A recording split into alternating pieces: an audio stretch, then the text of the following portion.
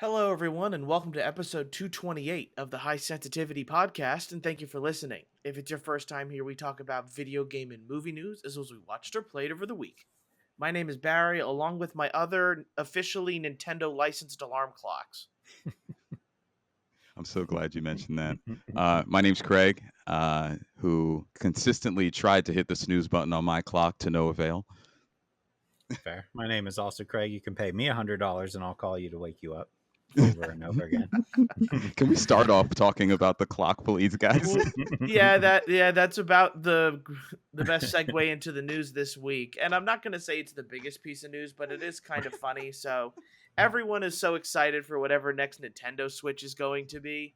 We're excited for a new announcement, and the announcement that dropped out of nowhere is the Nintendo Alarmo, the $100 alarm clock that has a couple features to it. One, kind of looks like it's straight out of Mario World, if I had to guess what the clock is modeled after. Two, it will wake you up to Nintendo-themed properties. If you want to wake up to Mario, Pikmin, Splatoon, Zelda, like, you can do those things with this. And probably the funniest part of it is when it notices you're not waking up, there's a sensor in it when you're just kind of apparently just tossing, turning. I don't know how it can really tell, to be honest, but it will make sounds corresponding to apparently how you're moving. Yep. Who else thinks this is a terrible idea? It's a terrible idea. Yep. I also thought it was funny. They said, like, if there's more than one person in the bed, it probably won't work correctly. Right. Yeah. Right. Yeah. So you have to be a loner. Yep. Which Nintendo knows who they're marketing to. Yeah. Oh my God. Like, yeah, we all know you're sleeping by yourselves if you're buying this alarm clock. You right. Losers.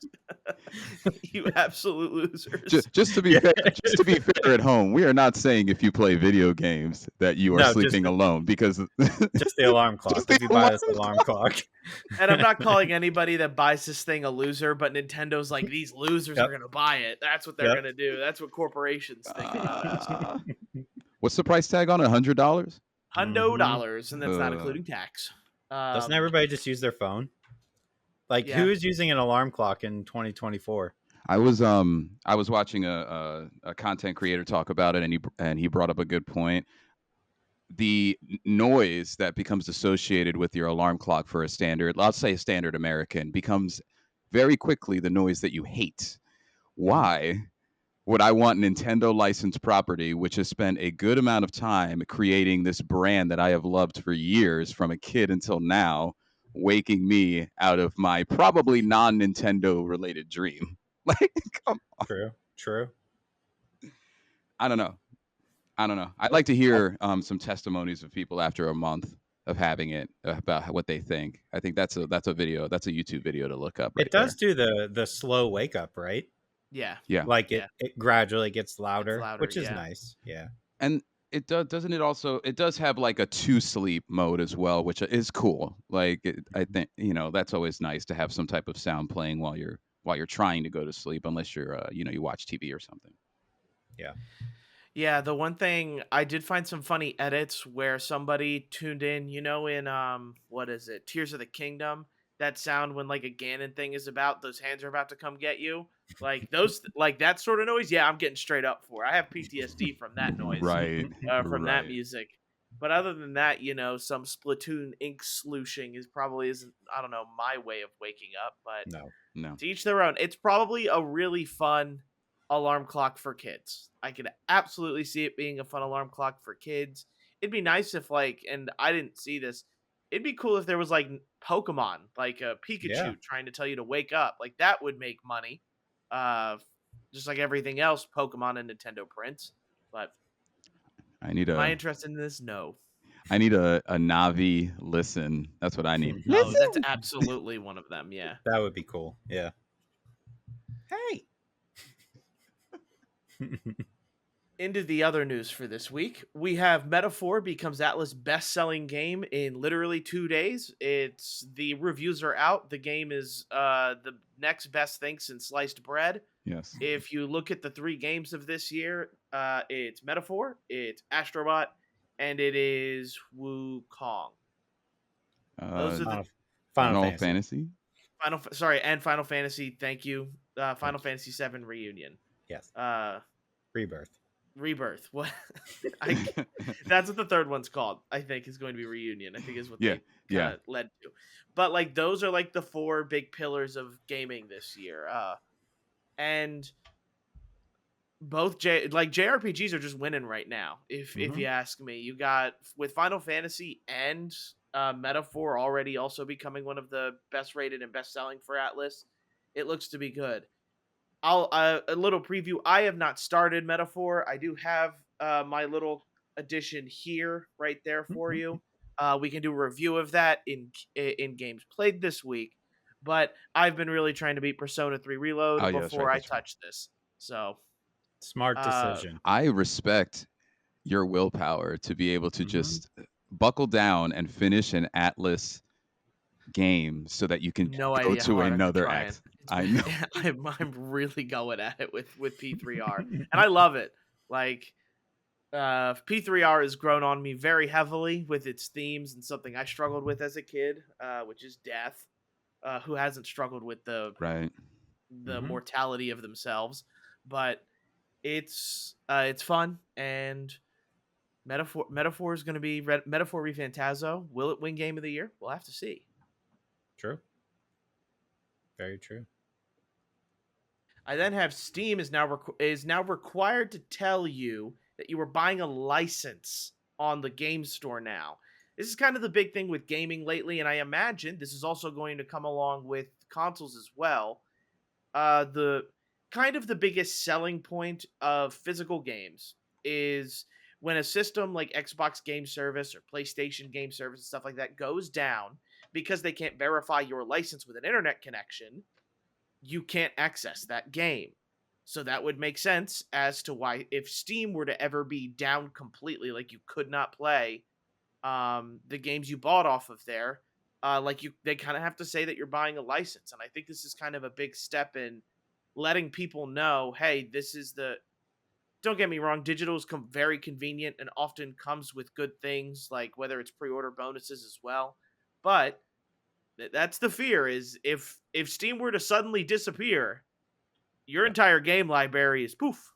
It's done. It's gone for. And that's kind of the scare of digital games. So, yeah, big news for them. And we're all still physical people. So yeah, I was gonna say, lucky for us, we're all still for the most part, except when Not it's that it impossible matters. to find physical copies. Cough, Metaphor. Yeah. Right. Craig can't find a copy of Metaphor in Xbox. What? Wait, what do you mean? Like you can't find a copy to purchase? Correct. Yes. Non-existent. It's Octopath Traveler all over again. It is, and wow. I've been like, because Barry and I were talking a little bit before we started here. I put 10 hours and beat that demo, right? So the idea is like, okay, I have to get the Xbox version because if I have to play that 10 hours over again, I'm not going to stick with this game. I'm not. So this, past Friday, I was on a quest to be like, all right, you know what? Like, I was trying to see if I would get it from GameFly. Part of me is like, even if I did, that's such a long game. Do I just buy it? But yeah, trying to find it on Xbox is like impossible. I found a couple copies on PS5, but literally nobody has the Xbox version. So they either didn't make a lot or it just sold out. But I even tried like Friday morning and there was nothing. So It might be something maybe a week from now. Maybe it's more readily available. But as of right now, no, you cannot. That's a darn shame, man. I'm sorry. It's all good. It's probably for the best. Because I don't know if I'll actually finish that game. That is That is the thing with, I think the review said it's 80 to 100 hours, as Atlas games are. So be prepared. Be prepared Which when you're means it's going through it. 120 if that's what they're saying. They're saying it's 80 Yeah. to 100. It's 120 or it's 110. I don't know. Just me. Yep. The PS5 Pro pre-order day came and went, and you can still get them if you are interested. Surprise, surprise. Many retailers went online with their pre-orders for the PS5 Pro, and to no one's surprise, you can get it if you want. So maybe, if anything, I would personally hope maybe they go, oh wait, this thing's not selling. Here's like a $100 to $50 price cut. That'd be cool. Nope. I know, nope, but Yeah. a man can hope. I mean, just make, I don't know, if their gaming systems were less reliable, maybe my PS5 would have gave out by now, and I would need a new one. Let's they not may- need. Don't let's say not go that. route. Whoa, Yeah, whoa, let's whoa, not go whoa, that whoa, route. whoa. Yeah, don't you put that on us, Craig? Yeah. How dare you? All Yeah. of our Who invited PS5s are this about to guy? go up in smoke Yeah, this week. now they're cursed. Right. Yep. Who invited this guy? I don't know. Speaking of cursed systems, if my PlayStation was out, you'd have Xbox Halo news coming out, so you'd have to play Halo. That was definitely one of my weirder transitions, but we'll go with it. I love it. We mentioned last week how Halo really hasn't done anything, so then we finally get some news about Halo. 343 Studios has now renamed itself Halo Studios, as probably to be expected. That's pretty much what the only thing they're working on. They announced that they are switching to Unreal Engine to start producing the next Halo game. The old system that they used apparently was kind of almost 20 years old and very dated. So Unreal Engine 5 looks to, with Halo moving to that, looks to make it look even better, more realistic, better everything about it. So it's nice to see that they're moving to a engine that isn't outdated, Right. and also hopefully means that new stuff is coming. They did announce that they're working on a lot of new things for the Halo series, and Halo series is their biggest kind of grab to their consoles. Right. So it's nice to see people are working on it. It was nice to see what came out with it as well. And just to roll that into another thing, the rumor is that the NVIDIA 50 series graphics cards will be shown at CES 2025. Jeez. 50 series. Slow down. My gaming for PC real. does need an upgrade. I think I'm on like a 1060. Oof. Oh wow. Okay. I still got some time on mine. I'm okay. Probably another Yeah. 4 or 5 years. Yeah, but that's a benefit of like computer gaming, is like this thing 5 years still's okay. Right. Still works for me. Yep. And I don't play anything too crazy. But that's all I had for news. What did you Okay. guys have? A couple things here. First and foremost, some popping its head back up. Splinter Cell remake is now aiming for 2026. Remake of the first game, I believe. A little bit farther away than I would have liked, but good to know that it's still coming. Right? Oh my God. Yes. Yeah. Will you be buying that day one? I think will. It's a day one purchase. I will most definitely be doing it. Splinter Cell came at a time for me in between in between whatever Metal Gear Solids, which would be, I guess, 1 and 2, right? 1 and 2, or maybe 2 and 3. 2 and 3. 2 and 3. Yeah. So Mhm. I was in espionage, and the less is more in terms of either killing or that type of thing, and more sneaking and stealth. So it's a classic. So I'm gonna get that day one. And somebody like Barry can experience it. Right? Yeah, because I've only really experienced Inquisition. Like that was my first Yeah. foray, and really only foray, because it died soon after that. Yeah. It did. Yep, that's true. Next one I have. This is an interesting one, kind of movie related, but it kind of crosses the lines. I don't know if you guys heard it. There is a documentary that is coming to theaters and streaming next year. It's the two people who did the documentary. I'm just going to say their names: Sam Crane and Penny Grills. It is a documentary following a duo of struggling actors as they attempt to stage a production of Shakespeare's Hamlet during the middle of the COVID pandemic.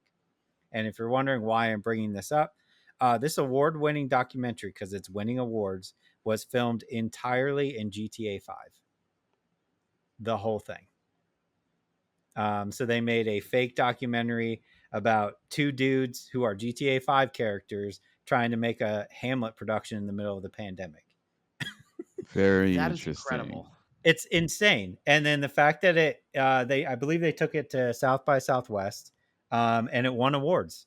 It's like a 90-minute movie that they made, and they're going to put it in theaters. I don't know if it's going to be like widespread theaters, probably not, but it is going to be streaming, and I'm actually kind of excited to check it out. Yeah, That sounds very cool. Yeah. I'm intrigued. I didn't Yeah. expect that combination of words to come out your mouth. Right? Greg. So it's such a weird thing that like I saw and I was like, wait, hold up. You have to like read it 3 times and be like, hold on, okay. A documentary made in GTA 5. Okay, got it. All right. I mean, it's like what else is left to do in GTA 5 for how long it's been out than to make movies in it.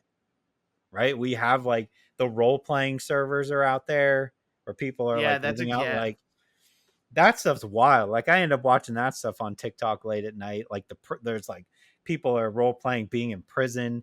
And it's just wild the stuff they're doing. But yeah, so I'll definitely be checking that out next year, for sure. Just the idea is so cool to me. The last thing I have, because I have not done this in a while, and Barry kind of alluded to it a little bit here, but I haven't asked you guys a good question in a bit. Oh yeah, it's been a while. We're nearing the end of the year, and this was brought on by Metaphor, obviously. According to MetaCritic, I thought I would ask you guys if you think you can name the top 10 highest rated games on Metacritic this year. Yeah. I mean, one was named at a 94. I named 4 or 3 at least. All right, so Metaphor, right? Yeah. Number 3. Yep. What was the other ones? Rebirth. Final Fantasy. Yep. That's number 4, 92. Astrobot. Number 2, 94. So now I know those 3. 3. Yep. I don't think Wukong was on there. Is Wukong on there? Is not on there. All right. I'm trying to see if it's in like the top 20. No. Zelda Echoes of Wisdom. No. College football? Okay. No. All right. Stellar Blade? No. Damn it. I just want to hear you say yes for that one. I'm just looking at the top 20, so. All right. Let's see here. Oh my God. And that's all the games that I've ever remembered. Space Marine 2? No. Is Infinite Wealth on there? Infinite Wealth is 15. Okay. 89. Right. Man, geez. We've P3R? P3R is 22. Oh, so not so 87. Yeah, just outside. Technically not. Okay. Yep. How many of these games are remasters? Some of them. Lollipop Chainsaw is not on there. It is not. Would Last of Us 2 remaster count? Number 9. Okay. 90. Okay. Nice. Yep. They wouldn't put God of War PC version, right? Because there's already a version out for that. Okay, nope. So that makes sense. The crazy thing to me is the one that is number 1 right now is a game that was so hyped and has just disappeared. Oh, Power World? No, that didn't disappear. I was gonna say Balatro. Balatro is number 7 at a 90. There, yeah, I had Balatro in my head. So, game that had a lot of hype but then disappeared. Marvel Arcade Classics? Is that a stretch? Nope. Okay. That is not listed in the top 20. Oh, really? 25. Yep. What was hyped and then went away, Barry? Was it a Nintendo game? No. Okay. Craig specifically was hyped about this. I was? Yeah. What was I hyped about? Specifically discussions around whether or not this would be considered for Game of the Year. And it's literally, I don't even hear anybody talking about it anymore. I'm very surprised I can't remember this game. Yeah, Craig, this is all your fault. This is all my fault. To be fair, I feel like it could be I mean, honestly, there's kind of discussion anyway because technically it's a DLC. Oh, Oh. Elden Ring, Shadow of Erdtree. That's number 1 out of That makes 94. sense. But I don't hear anybody talking about it anymore. It had its content creators playing it and people talking about it when it came out, but it did kind of just drift away. Yeah. You guys got the first 4 and you got number 7. So you're missing 5, 6, 8, and 10. Number 9 was Last of Us. Yeah, give me a second here. Diablo 4. No. Or is Vessel? Okay, it's either that or Vessel of Hatred. I was thinking. Neither one is on here. Okay. Is Unicorn Overlord on there? It is not. Okay. Oh, that was Not a every- good not guess. it- That That's was a good really... guess, though. Thanks. Yeah. I mean, not every Atlas game can be top 10. Visions of Mana? No, it's a good guess, though. Also not in the top 20.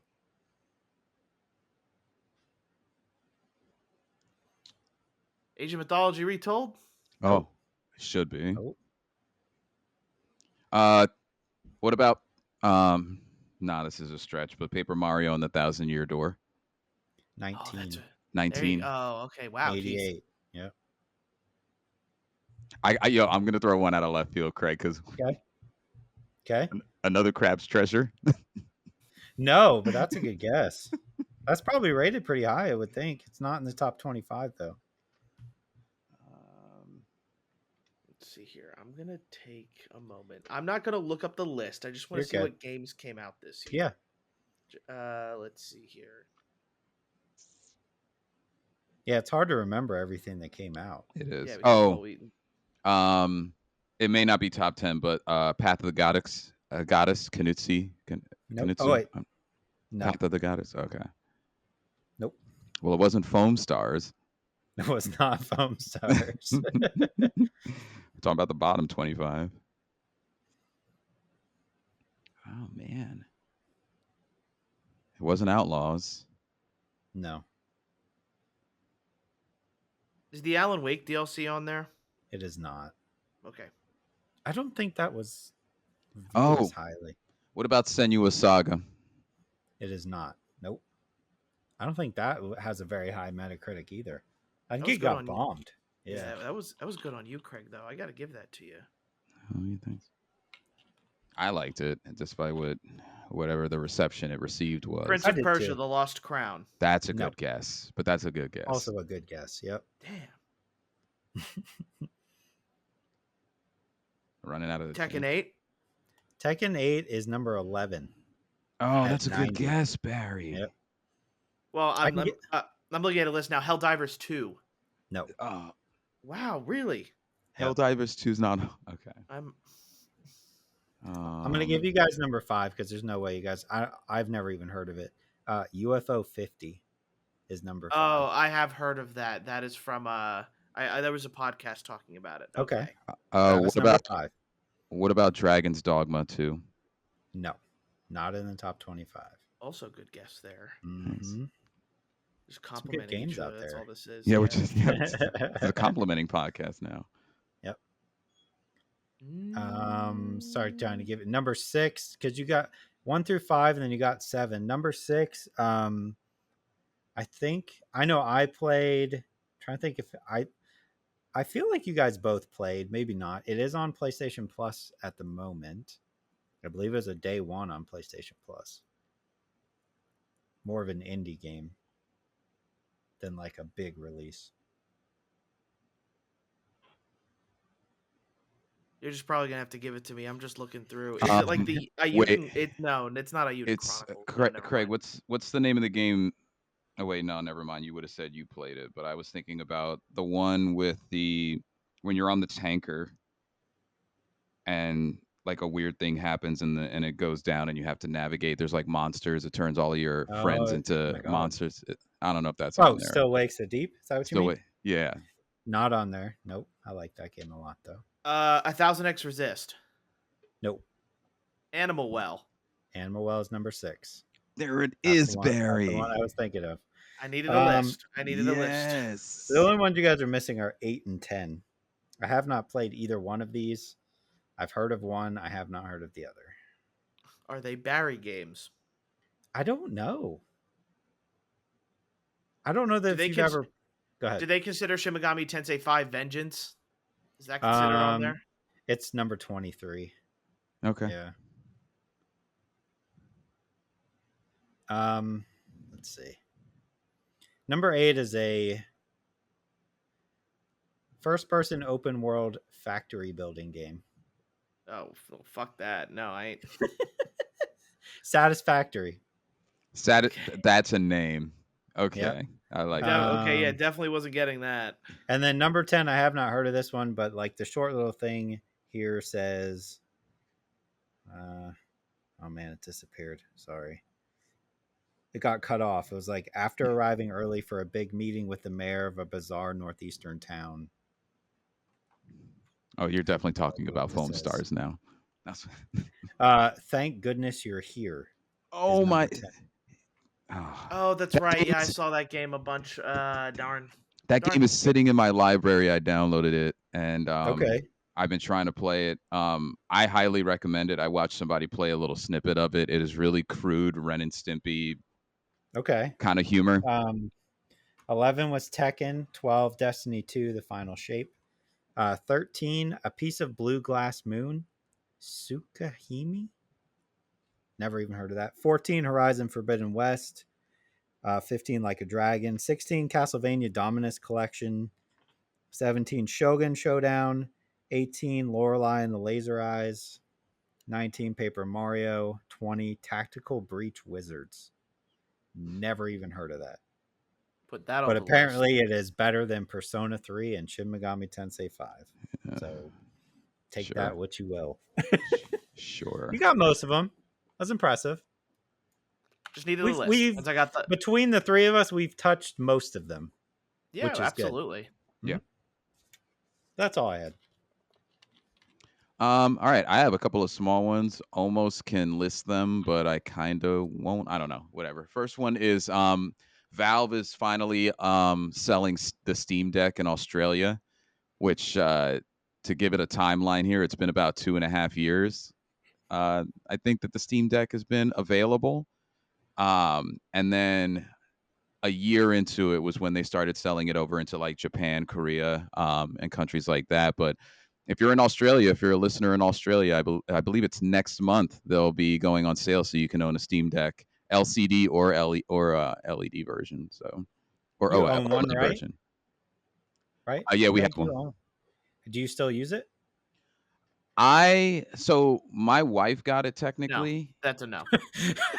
I'm just curious if it still gets used. Maybe twice a month. Yeah, around that. Okay. And the Portal?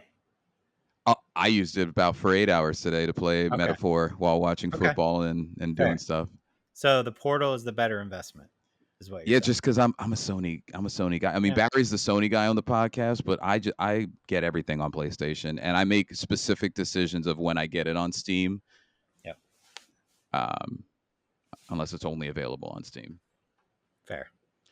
But yeah, and then the other two are just one's a rumor. I'll start with that. Until Dawn 2 had a small kind of teaser. Probably one of the two of the more, if not most, well-known people from the original Until Dawn, Hayden Panettiere and Peter Stormare, both teased it. Hayden teased it in an interview where she said that they were going, quote, going further with the franchise, and Stormare posted something on his Instagram that could be a gag or not, but said Until Dawn sequel confirmed with a remake. Anything's fun. I know that they, obviously Until Dawn is hot off the presses with their re-release of it, but it's for them to do another one would be pretty cool, specifically because they're the ones that kind of set the bar as to what that type of game is supposed to be like. And I really noticed it as I was playing. My wife and I took another crack at the casting of Frank Stone, and it's just not Until Dawn. It tries very hard to be it. It's just it's a light version, and it makes you appreciate what that game kind of did for whatever that genre is called. I don't even know what that genre is called. And then the last one, a spiritual successor to Disco Elysium is in development. A combination of developers from the or part of the staff from the original developer is joining Long Do, which is a new independent studio that is working on a groundbreaking psychogeographic RPG. Okay. So I mean, Disco Elysium is quite revered. I know I took about a 3 to 4 hour crack at it. Just there were other games that came out that kind of stopped it, but I loved what I played of it. So I mean, it's good news that a spiritual successor is in creation. So that's all I had.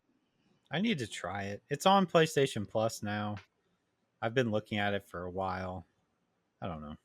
Maybe there's no off season because that's a There game isn't an that's off like season, perfect off season right? game.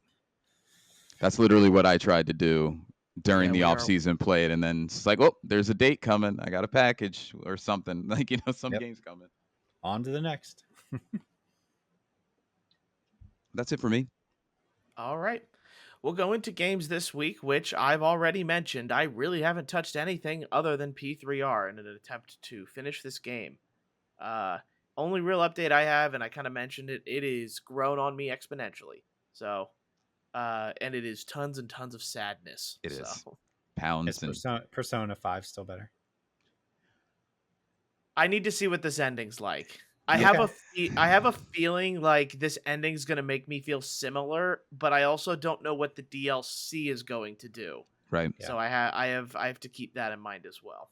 This Okay. the ending sticks the landing. I think that I don't know, maybe the ending touched my heart more No, for P3R than it's Persona touching his 5. heart. Touching hearts. So Touching hearts. Okay. I mean, you went all in on P3. I have done nothing but play Silent Hill 2 this week. So I literally didn't touch any other game. So the reason I haven't touched Silent Hill 2 is I was all in on Metaphor. I already gave my thoughts last week, but Black Myth Wukong is done. Doozy of a final boss combination. I really don't have anything additional to say except that game was dope. And then I don't know. I played Astrobot throughout the week while I was waiting for Metaphor to drop. So I haven't beaten Astrobot, but I am on the third collection of planets Here you go. with Yeah. the So intention of beating it. You two both played the biggest games this week. Yeah. Take the floor. Okay. Which one do you want to start with? I don't know. Do we start with either of you? Yeah, don't either of you jump at the. All right. I'll I'll go. Okay. Silent Hill 2. I barely remember Silent Hill 2 playing as a kid. You know what I mean? Like, Yeah. it's been so long since I've touched the original that it's almost like a new experience. Like, there'll be some things I'm like, oh yeah, I remember that. First and foremost, they did a good job remastering, remaking. Yeah, remake, not remaster. Remake. It looks good. It plays well control wise. It's not as chunky as the original was. That old style tank Resident Evil control is gone, which is nice. You have the ability to put a 90s filter on it if you want, which I thought was kind of cool. Oh, that's cool. But the thing that I have reminded myself as I play is the same thing I would say as a kid is Resident Evil and Silent Hill are two different things. And I think the fandom for Resident Evil is a lot bigger than it is for Silent Hill, obviously. But Resident Evil is more of the action side of horror games. Silent Hill is more of the slow, melodic, creep you out. Like you're going to spend a lot of your time with melee weapons as opposed to getting like handgun, submachine gun, rocket launcher. There's not really any of that in Silent Hill.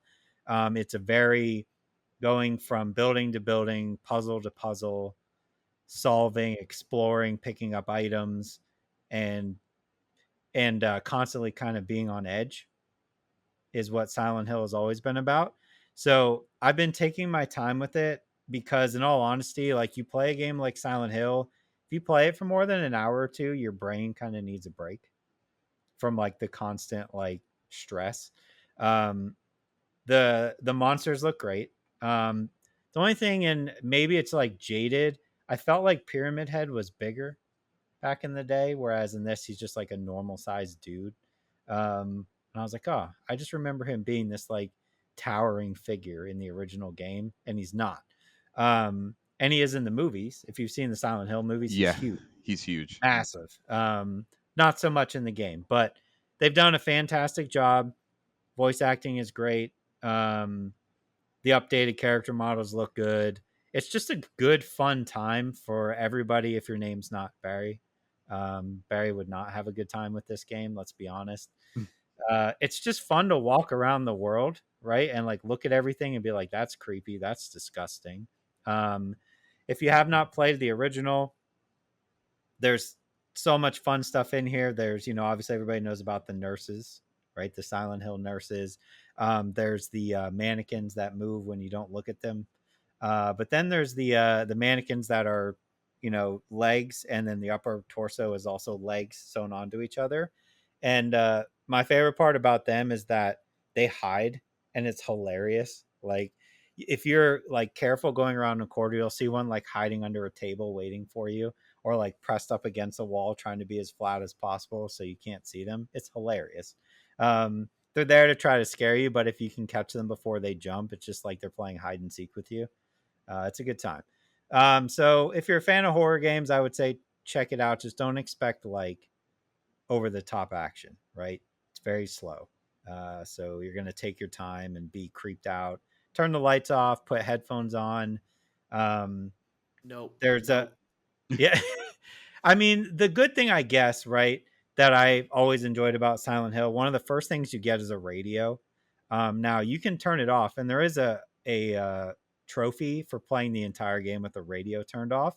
But if you have it on, your controller, your PlayStation controller, will start making like crackling radio noises when an enemy is nearby. So that's kind of a good way to know, like, okay, something's coming. So you can kind of not be on edge all the time if you're exploring. And it, usually it'll pop on before you're close enough to get like a good jump scare. So if you're like terrified, you just leave that on all the time. And that's a good way to kind of like mentally prepare yourself. Like, okay, there's somewhere in this room, there's something that's trying to get me. So that helps. But if you don't want that, you can just turn it off and just run through and, pee your pants when you go around the corner. That's there. But this is probably going to end up somewhere in the top 10 at the end of the year, I think. Maybe top 5. We'll see. It's good though. It's better than I thought it was going to be, because I was not too excited from what we originally saw. Yeah, they released like the worst footage of all time. Oh, they did. They did. Yep. They made it look as bad as they could possibly make it look. Yeah. Yeah. So. But you got it early, and you still haven't even played it. I haven't. And you're not going to until you put 120 hours into Metaphor, right? Well, like I have a bunch of scary games that I'm trying to play at the same time. We're in the middle of Zoocosis. We haven't started the Until Dawn remake. We have this game. We were trying to finish Frank Stone just to say we finished it. Sure. So I don't know. Okay. You got plenty of time. Yeah. All right, Metaphor. Barry, I don't know if we wanted to unbox or we unbox our things, or. Yeah, you can talk about Metaphor while I do the unboxing. Yes. How many hours you got in so far, counting the demo? Include the demo time. I don't know if I want to tell you that. I mean, how many hours did you put in the demo? 10? 10-ish. Okay. I'm embarrassed because it came out Friday. That's fine. It's a game you guys are both excited for. Yes. No embarrassment. 30. Okay. So 30 total. 30 total. Okay. So you're not even a third of the way through. Yeah, it's I don't even know. So you start off, everybody who played the demo knows you start off in that like large like central city. Yes. I'm in a town, I guess you could call it a town, that's to the south, which is the first main story destination point that you go to. It's a doozy.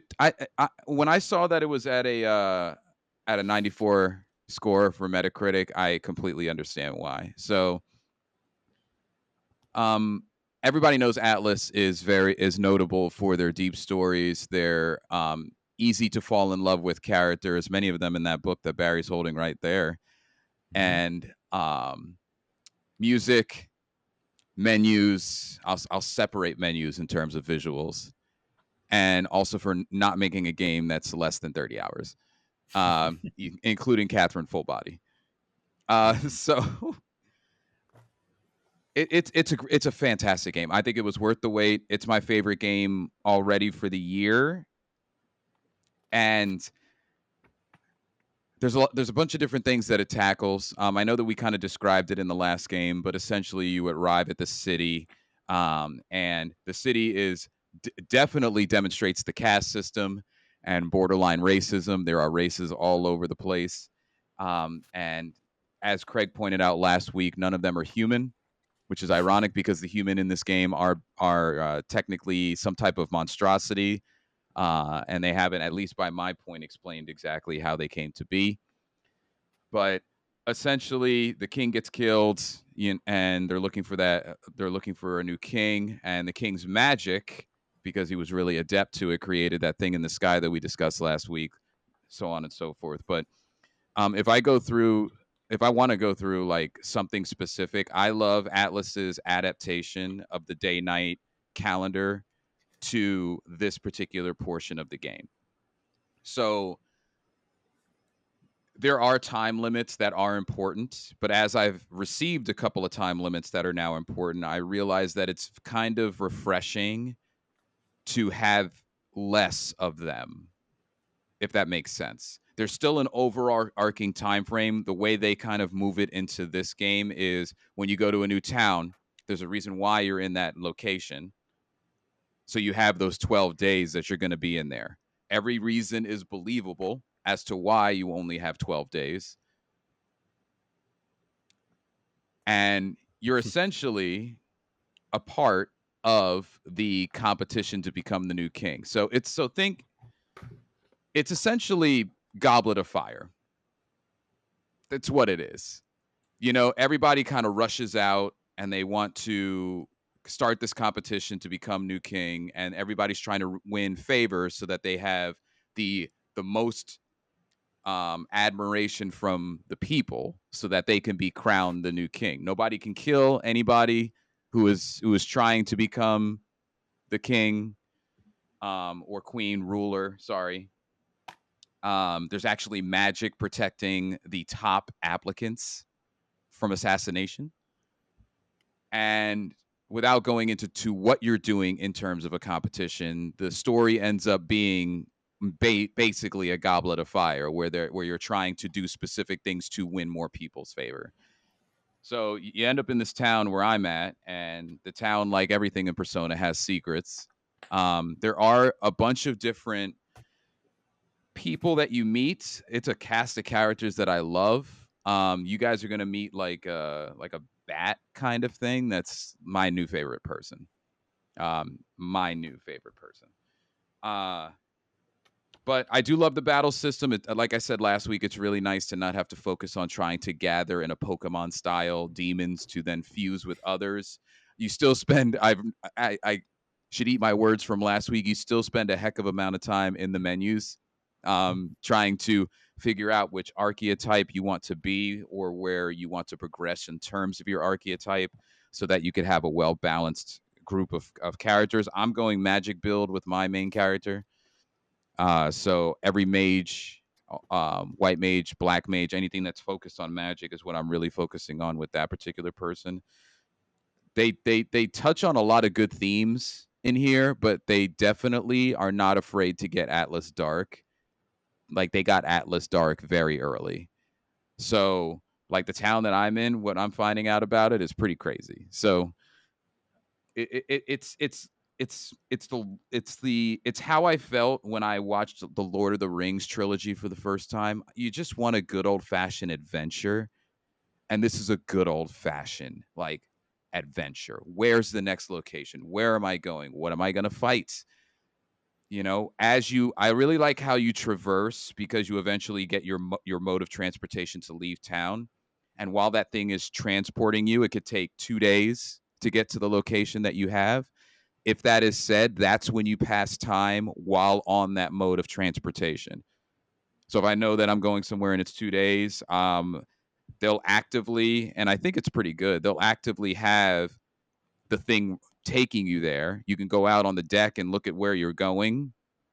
You can spend time, you can cook, you can clean. They got washer and dryer on there, which raises a specific stat if you choose to do that.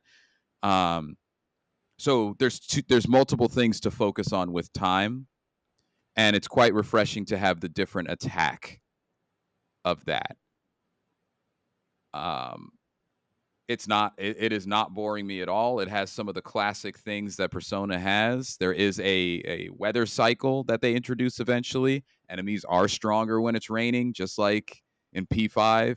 So you have to like work your way around that. Am I going to travel to the location? Is it going to be raining after the 2-day travel? Because then I'll go somewhere else and do that method, do that thing. So there's a lot of things that it brings, and you could tell they took a lot of content from all the personas to put it in, and SMT, sorry, SVT, wait, ST, whatever, Shin Megami Tensei. SMT? Yeah, sorry, I couldn't say the acronym, but I could say the full thing right there.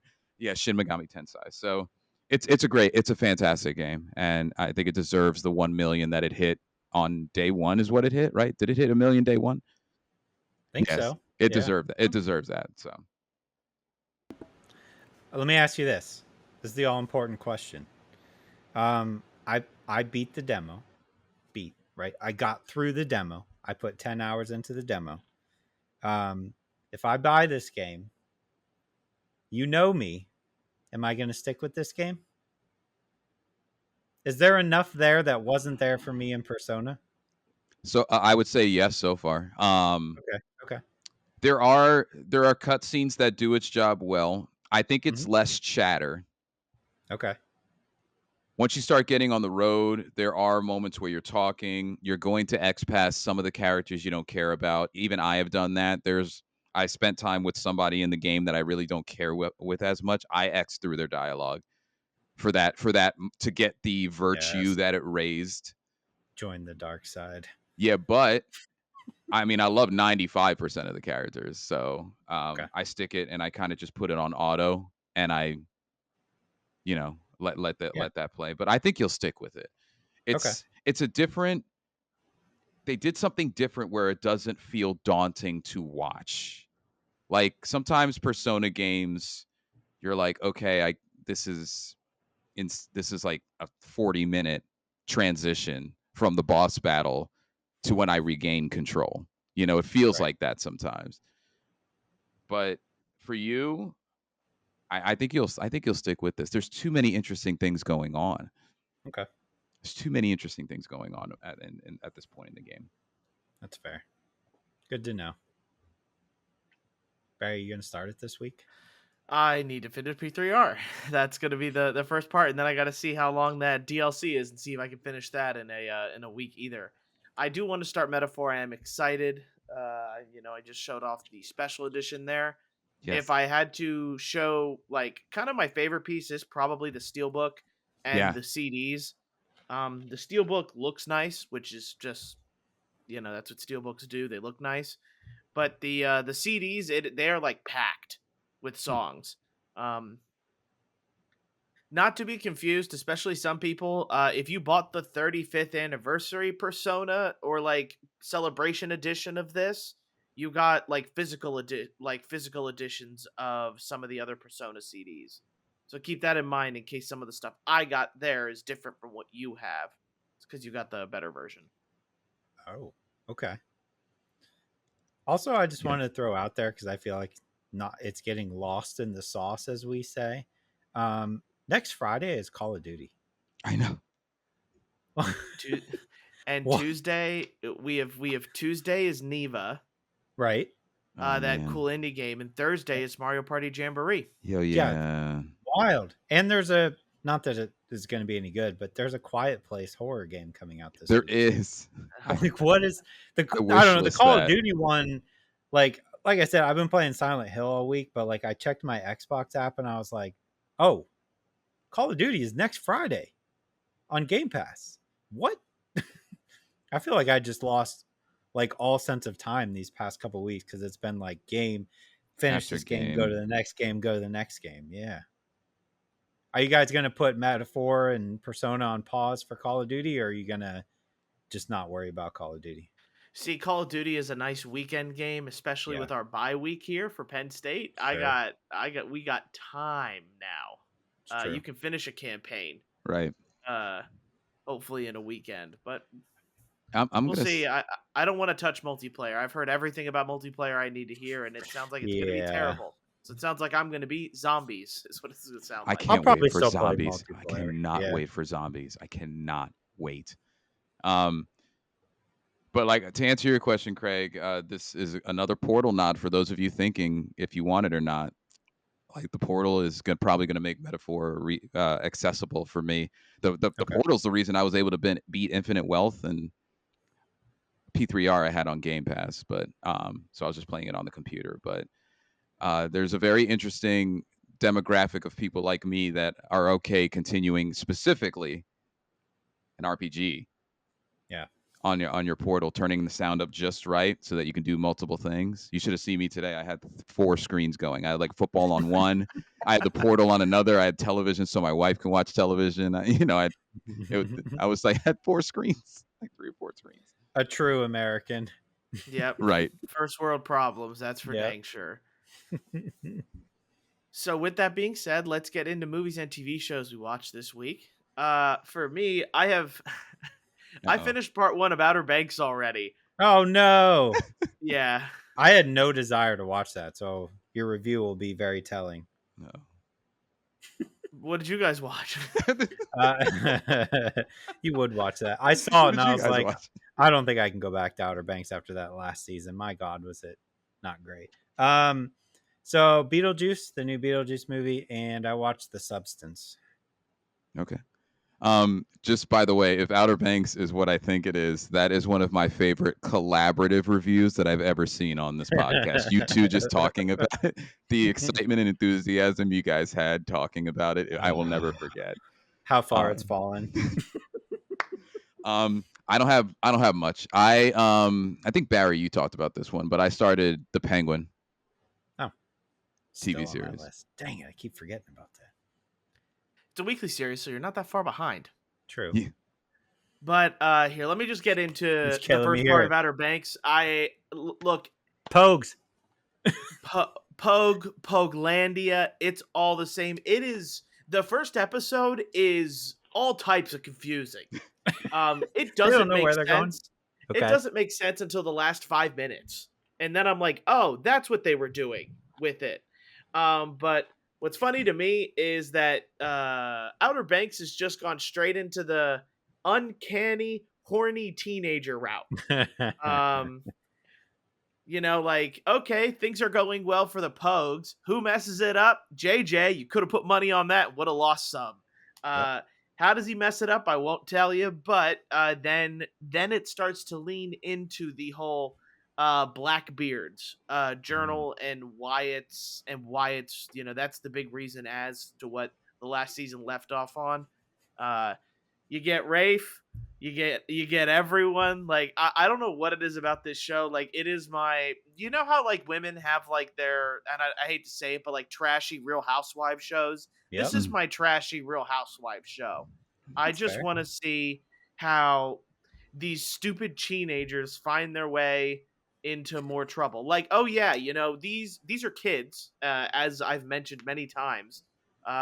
Yeah, let's give them Blackbeard's journal. They can help us find the treasure. Who else would I trust with this? Not like actual people who know what they're doing. Like Nathan Drake. Right. Yeah. The main villain is not as annoying. That is a big that guy upgrade. Was awful. Yeah, but he is much better. But I've just been kind of enjoying this season for its very uncanny, like, what are we doing here next? I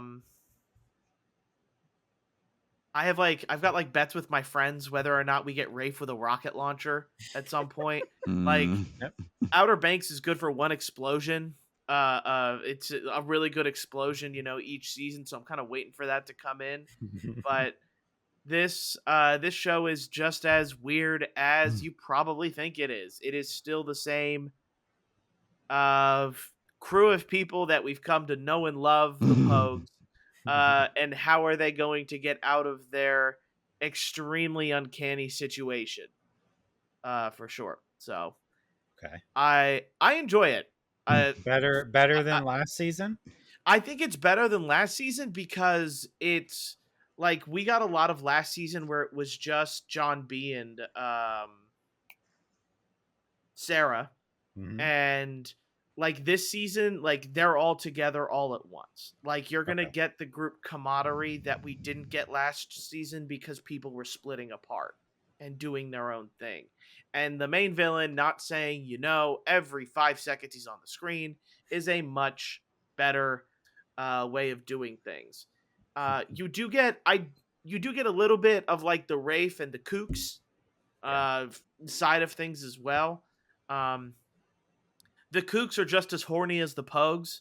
It is really like that the entire time. But there's a cool like dirt bike race sequence that happens.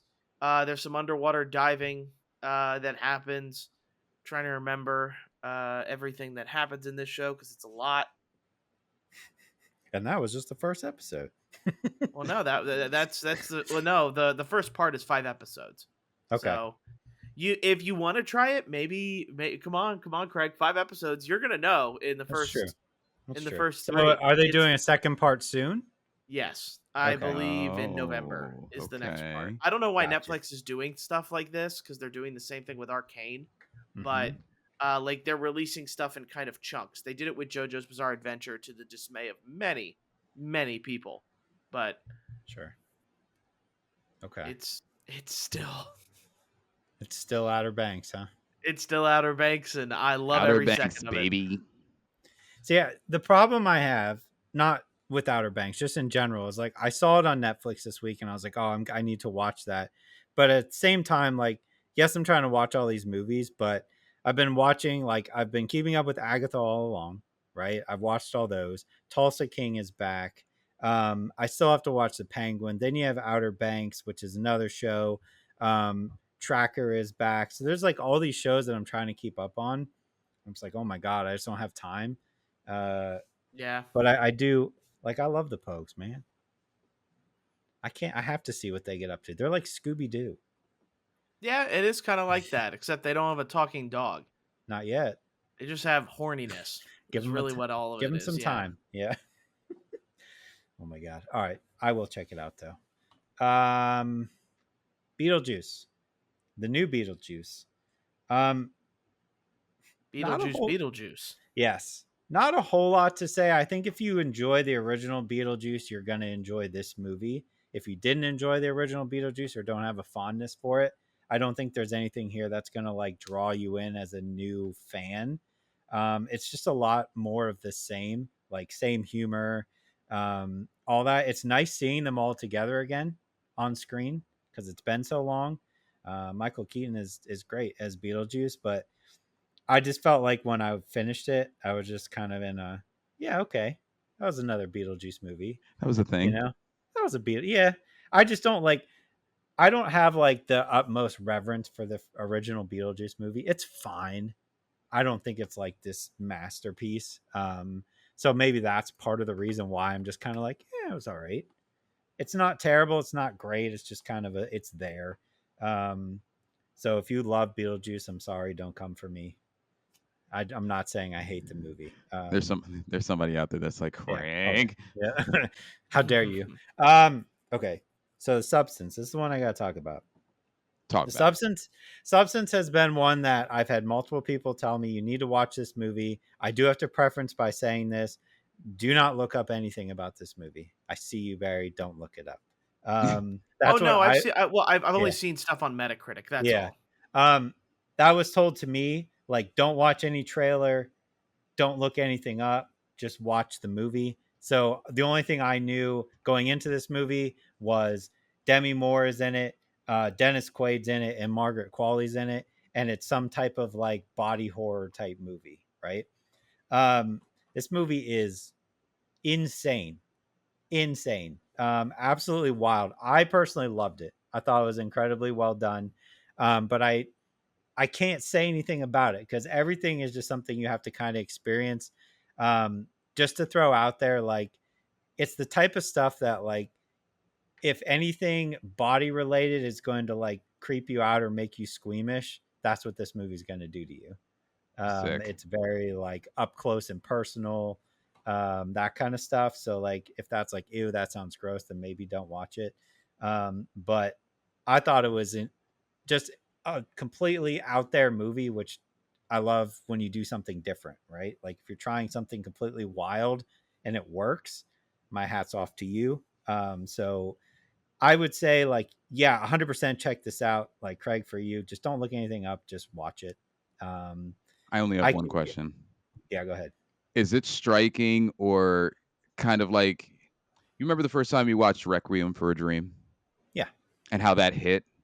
Mm-hmm. Is that the kind of like hit that you get from that when you're watching the images on the screen kind Kind of of. thing? Yeah. Just I know Yeah. that I know they're probably completely different movies, but They are because this is but like a horror movie. Yeah. okay, how you described it made it just made me seem like we're gonna like that I'm gonna watch it and just kind of be like, oh my gosh, and it's gonna stick with you after. Oh yeah, it'll definitely stick with you, and I definitely did that the whole time I was watching. Be like, oh my god, like that kind of stuff when you're watching it, especially the end. But yeah, it's like, I mean, the best I can give is it's just kind of it has to deal with your body and getting old and not wanting to accept that. That's probably the best way to put it. Um, and Demi Moore does a fantastic job. Dennis Quaid is just like, I hate Dennis Quaid as a person, but like he's so unhinged in this movie. It's hilarious. He's just over the top. But yeah, I would say I would be very interested to see, Craig, if you and your wife enjoy it, or if you're just like, oh my god, that was the weirdest thing I've ever seen. Um, I can't it's wait. one of those like I'm just be like I'm going to be thinking about this movie for a while, whether or not it belongs in like my top 10 for the year. I don't know, but even if it doesn't end up in there, it's going to be one that I'm going to be like, oh my god, just randomly thinking about that movie and be like, like that kind of stuff. So, Mm. yeah, check it out. Barry, probably not.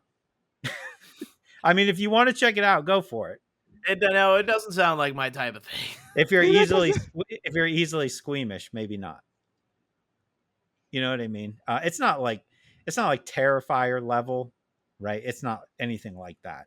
But Okay. it definitely has it because That Terrifier is just like over the top gore, right? This isn't yeah. gore; it's just like gross. Aye, There's a okay. difference. There's No, a big difference. there is, and I know exactly what you're talking about. Yep. You put it really into perspective by saying it's not like Mhm. Terrifier. No, definitely not that. But yeah, Substance. Check it out, or don't. Or don't. So I started the Penguin because I'm only 2 episodes in. There are 3 currently out, or maybe a fourth because I started it like 2 days ago. I don't have a lot to say, but what I have seen is pretty fantastic. Oswald Cobblepot is a very interesting character, just the Penguin in general. As a Batman villain, he has been expressed in many different ways in media. He has been mostly comedic.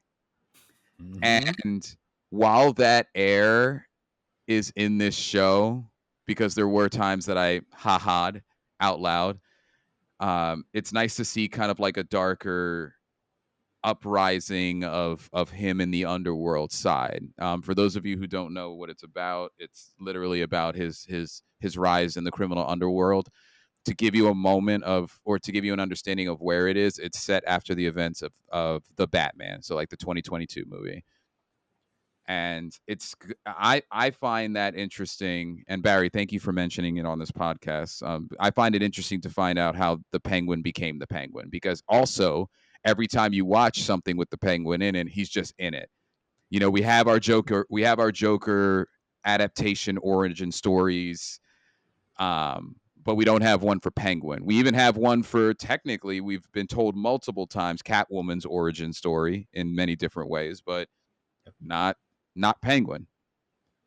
And as Batman being one of my favorite superheroes, basically in my time being alive, I think it's I'm gonna like this show's depiction of how he becomes who he becomes, and great acting from everybody. You can't even tell, like that's Colin Farrell.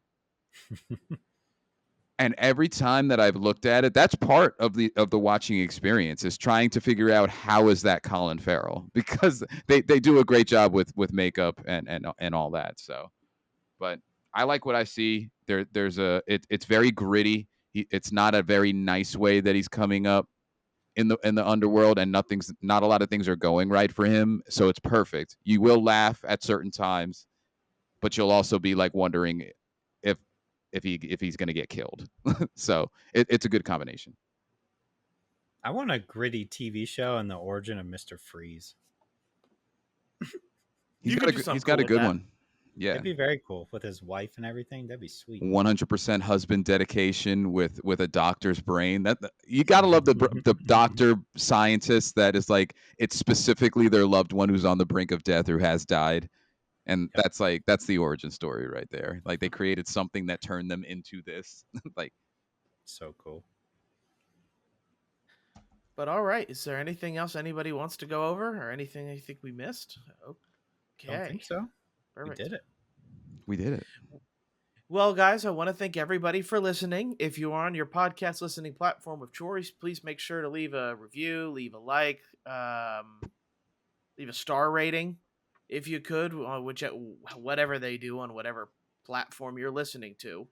If you're watching on YouTube, please make sure to like and subscribe. I'd love to hear how many people are either buying a PS5 Pro and they got their pre-orders in, or if were you someone that was playing Silent Hill this week, or were you someone that was playing Metaphor?